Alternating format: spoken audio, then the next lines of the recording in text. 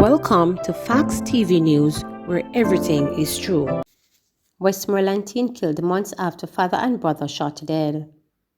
A teen whose father and brother were murdered months apart in Wichon, Westmoreland, was killed by a gunman in the same community on Saturday night. Delano Gill, 19, a construction worker, was shot dead and his grandfather injured when the gunman attacked them at home. The grandfather, 84, has been admitted to hospital. It was reported that about 11:40 p.m., both men were at home with other family members when they heard a loud banging on the back door. The door was then kicked open, and two men entered the house brandishing firearms and opened gunfire at Gale. The police said Gale ran into his grandfather's room in fear for his life. The gunman continued to fire several other shots in his direction before leaving the area on foot. When the shooting subsided, Gale was found with multiple gunshot wounds in his upper body, and his grandfather was found suffering from gunshot wounds to his legs. Gale was pronounced dead at hospital while his grandfather was admitted. On June 24, Gale's brother, Darren, 23, was shot dead by a gunman at a wake in the community. His father, Derek Gale, succumbed to gunshot wounds on May 2nd after being shot on December 29 of last year. Darren and Derek were buried 2 weeks ago. Police sources stated that Delano had been a witness in his father's murder, and 2 attempts on his life have been made prior to Saturday night. A man identified as Theodore Reed, popularly known as Peckers, was held for Darren's murder. Reed was arrested after he was featured on the Police Wanted Wednesday campaign on July 1. Reed, who hails from Anchor District of Wheaton in Westmoreland, surrendered to the police accompanied by his attorney on July 3rd. He was subsequently charged. Female lovers quarrel in Clarendon ends with charges laid. 24-year-old Miranda Hall, a security guard of Sangsters High Chapelton in Clarendon, was arrested and charged after allegedly assaulting her female lover on Wednesday, September 20. Reports from the Coffs Hill police are that Hall and the now complainant had an argument during which Hall allegedly punched the complainant in the abdomen and squeezed her neck, resulting in swelling and bruises. Hall is also accused of stealing the complainant's Samsung Galaxy A11 cell phone. The complainant managed to escape from the scene and went to the police, where she made a report. Hall was subsequently arrested and later charged with robbery with aggravation and malicious destruction of property. Her court date is being finalized. Firearms ammo seized during Operation Relentless 2 in St. James.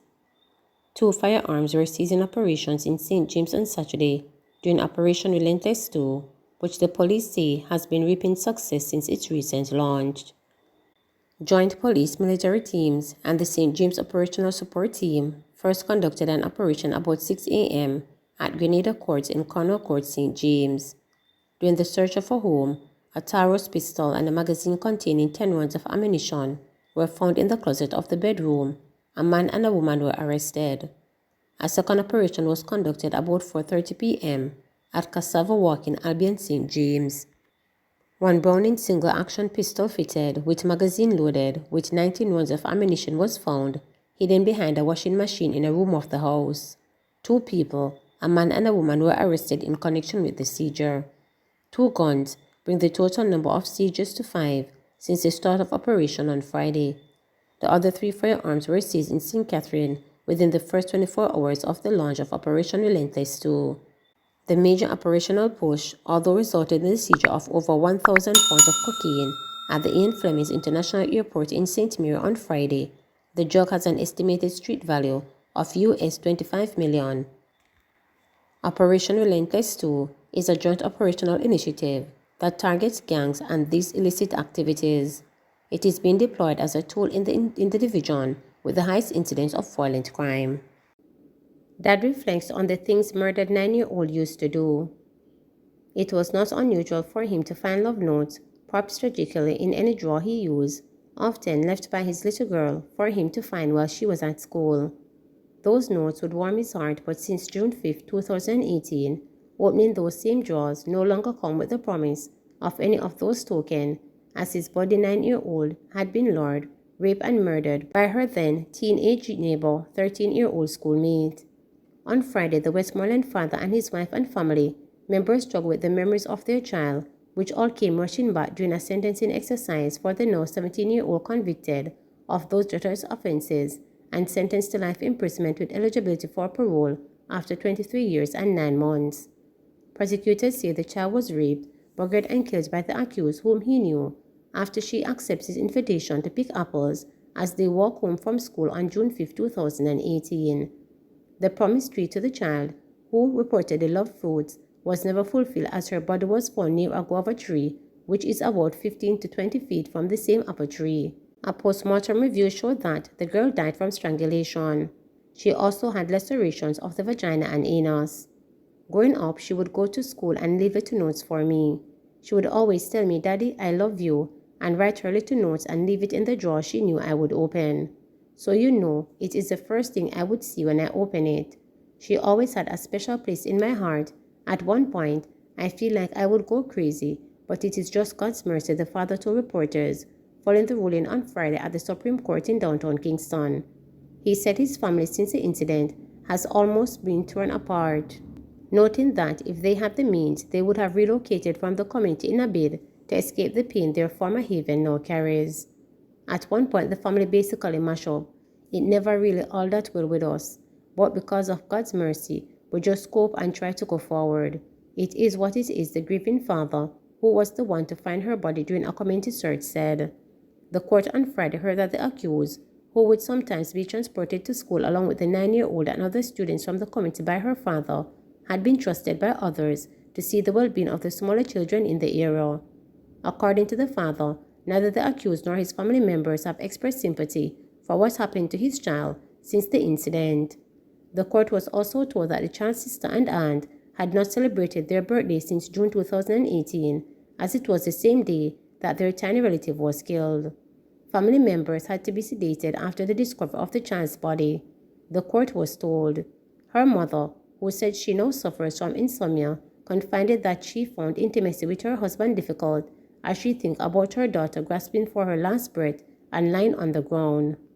Reflecting on the sentence handed down on Friday by Supreme Court Judge Courtney Day, the convicted father uttered, "I feel more or less that he could get more time, but as a minor, he really could have given the maximum, so he had to reduce because he is a minor. But I think he dealt with it fairly," he stated. It could be a little more harsher, although he gave him 23 years, 9 months. It is satisfying to me in a sense. I am just glad it's kind of over because it keeps on reminding me over and over, 4 or 5 years now. It is really not easy, he said, his voice trailing off. On Friday, Director of Public Prosecutor Paula Llewellyn, who prosecuted the case, told reporters, "In my career, I have never prosecuted a case like this, where a child initiated and carried out through what was very, very heinous act. I have been around for a little over 30 years as a prosecutor, and this has got to be one of the saddest cases I have ever done as a prosecutor in my life," the DPP stated. "I also have never prosecuted a situation where after the death of a victim, I was able to successfully prove that both burglary and rape took place. Usually have oral evidence from the victim, but the forensic evidence was also powerful. The evidence of the forensics pathologist, the evidence from the expert in biology, from the forensics lab, and also the police investigation was quite good. What was quite clear is that the investigators had full cooperation of members of the community, and it is so important that people recognize that the police alone cannot do this business of solving crime," she further stated. Sentencing Judge Day, in address to the convicted teen, who was implaceable throughout the entire exercise, said, among other things, the evidence of the apologist contradicted what he said about the young girl being strangled after she had been violated by one of 2 men he claimed were on the scene and were the main perpetrators. "You allow yourself to be overcome by this abnormal, for your age, sexual passion to an innocent young girl, and it is of the highest order, and it has to get a sentence that reflects that," the judge said. "What makes it more serious is the vulnerability, the tender age, the defenses of the little child, and that is why this length of sentence must be given. I appreciate that this has been a very gruesome murder, and a murder which has in many respects shattered the confidence of the community where it happened and affected the wider society. She was young and in the prime of innocence. It is also very disturbing. It certainly generates strong feeling of anger. I appreciate that he keeps saying he is not the offender, but the verdict is that he is the offender," the judge said, noting that it was such a horrific murder. For the offense of murder, the judge sentenced the young man to 23 years and 9 months. For the offense of rape, 18 years, and the maximum of 10 years for the burglary charges. The prison terms will run, however, concurrently, so that he will spend the longest of the 3 sentences, that of 23 years and 9 months. Please remember to subscribe, like, share, and click the notification bell.